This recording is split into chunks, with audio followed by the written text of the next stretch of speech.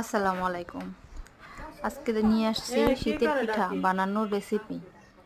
সেমাই পিঠা কিভাবে বানাতে হয়, এটা যে যেভাবে বানায়, কেউ খেজুরের রস দিয়া বানায়, কেউ গুড় দিয়া বানায়। আমরা মূলত রস দিয়েই বানাচ্ছি। দেশের থেকে রস আনানো হয়েছে পিঠা বানানোর জন্য। পিঠাটা খেতে খুব মজা, কিন্তু বানাতে খুব কষ্ট হয়। দেখেন কত কষ্ট করছি আমরা পিঠাটা বানানোর জন্য। পিঠাগুলো মূলত খুব সুন্দর হয়নি, কিন্তু দেখতে সবগুলো যখন শেষ হয়ে গিয়েছে তখন খুবই সুন্দর লাগে। দেখেন আমরা সবাই মিলে বানাচ্ছি পিঠাটা। এই পিঠাটা কেউ একা বানাতে পারে না, অনেক লোকের দরকার হয়, কারণ পিঠাটা খুব ছোট ছোট করে বানাতে হয়। আমরা সবাই মিলে একটু একটু করে বানাইতেছি।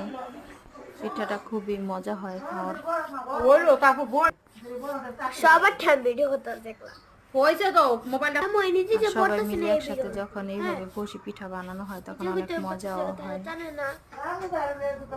আমাদের পিঠাগুলো দেখতে কেমন হয়েছে সবাই কমেন্ট করে জানাবেন, আর একটা সাবস্ক্রাইব করে দিবেন প্লিজ।